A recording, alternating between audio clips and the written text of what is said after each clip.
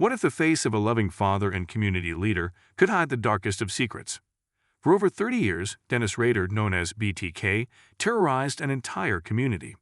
His true identity concealed behind a facade of normalcy. As he bound, tortured, and killed, he left behind chilling clues, playing a deadly game with the police and media. But when the public thought BTK was just a legend of the past, he reemerged to claim his infamy. Stay with us as we uncover the truth behind the monster who was hiding in plain sight, and the disturbing reality of how evil can blend seamlessly with everyday life. In the heart of America, a name would haunt the public conscience for decades. A name tied to terror, mystery, and a man who led a life hidden in plain sight, Dennis Rader. Known to the world as BTK, bind, torture, kill, his reign of terror began with a chilling message: I am BTK, I am the guy they're after. For over 30 years, Rader led a double life.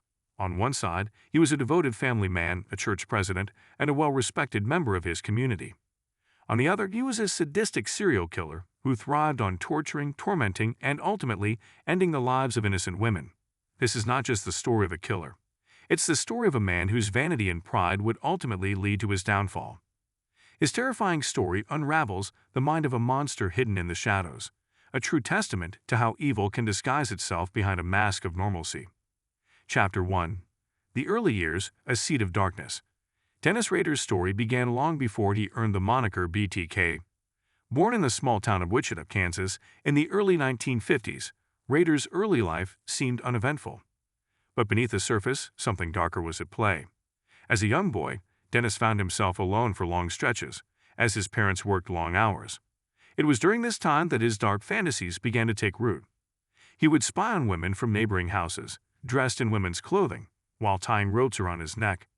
He found pleasure in watching the live train from animals, hanging dogs and cats, each act fueling the monster within. He fantasized about women bound in various forms of restraint, and these visions would eventually become his brutal reality. Chapter 2. The Double Life. A Man of Two Faces. By all outward appearances, Dennis Rader led a typical life. He married Paula Dietz in 1971, and together they had 2 children. They bought a small home in Park City, Kansas. Dennis worked as a security installer for ADT, and his outwardly ordinary life gave no hint of the horrors he harbored inside. But beneath the surface, Rader's compulsions simmered. After moving back to Wichita, his drive to stalk, torture, and kill became an all-consuming obsession. His fantasies of bondage, torture, and strangulation began to take form as he carefully plotted his first attack. His target was Julia Otero, a 34-year-old mother of 3. For months, he observed her every move, documenting her life like a predator eyeing its prey. And on January 15, 1974, he made his move. Chapter 3. The First Kill, a Family Destroyed. It was an ordinary morning when Rader's dark fantasies came to life. He cut the phone lines and waited for the Otero family to come home. When 9-year-old Joey opened the door, Rader barged inside. With a gun in hand, he held the family hostage, leading them to their fate in the living room. In a carefully orchestrated plan, he tied up the family, suffocating Joseph Otero with a bag, while strangling his wife Julie with a rope. He moved on to the children, Josephine and Jody, killing them in cold blood before hiding their bodies. His actions were ruthless, cold, and calculated. The Otero family was no more, and Rader felt the thrill of his first kill, one that would set the tone for his future reign of terror. Chapter 4. The Hunt. A Serial Killer is Born. Rader's killings weren't random. They were part of an unsettling pattern. After the Otero murders, he remained silent for a time. But his urges grew stronger, and in 1974, he stalked another victim, 21-year-old Catherine Bright. This time, his plan fell apart. Bright fought back fiercely, and although Rader managed to kill her, he was unable to fully execute his dark plans. He left behind traces. His failure marked the beginning of his downfall. But the desire for more would never stop. Rader, obsessed with the media attention, began taunting police. He sent letters and cryptic messages, playing a dangerous game with law enforcement. He wanted recognition, he wanted fame, and BTK was born, named after his twisted modus operandi: bind, torture, kill. Chapter 5. The Calm Before the Storm, Silence, and Return. In 1979, after a lengthy period of silence, Rader returned to the spotlight. His letters became more cryptic, filled with bizarre poetry and taunts directed at law enforcement. Each communication was calculated, designed to keep the public in fear and confusion. Rader's hunger for recognition grew as the years went on, culminating in a series of gruesome murders that echoed his earlier killings. But after nearly a decade, Rader went silent again, his actions seemingly ceasing, as the investigation stalled and the public's attention waned. Yet Rader's presence was always looming, a shadow hanging over Wichita, until he resurfaced in the early 2000s. Chapter 6, The Final Act, The Fall of BTK. Rader's arrogance would be his undoing. In 2004, after a long hiatus, BTK resurfaced with a vengeance. He sent a floppy disk to the police, inadvertently leaving a digital trace.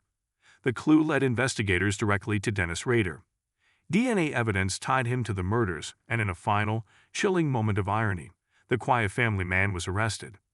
In 2005, Rader confessed to the murders, admitting to the deaths of 10 people over 3 decades. He was sentenced to 10 consecutive life sentences, and his family, once ignorant to his crimes, was left to pick up the pieces of a shattered reality. Chapter 7. Legacy of Terror. A community forever changed. Though BTK is now behind bars, his legacy of fear and trauma endures. Rader's victims are remembered, and the families he destroyed continue to mourn.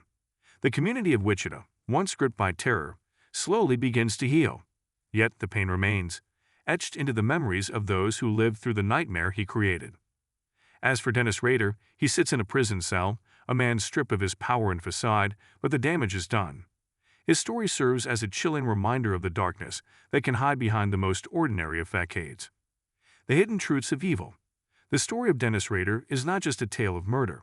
It is a profound exploration of the nature of evil. It raises uncomfortable questions about the duality of man, the darkness that can reside in the most ordinary places, and the human capacity for cruelty hidden behind a mask of normalcy. As we reflect on the horrors Rader inflicted upon his victims, we are forced to confront the reality that evil does not always announce itself. It lurks in the shadows, waiting for the right moment to strike. And even now, as Rader serves his sentence, the world is left to wonder, how many more victims did he have, and will we ever truly understand the darkness that drove him? And there it is, the chilling truth behind Dennis Rader, the BTK Killer, a man who hid in plain sight for decades, leaving behind a legacy of terror.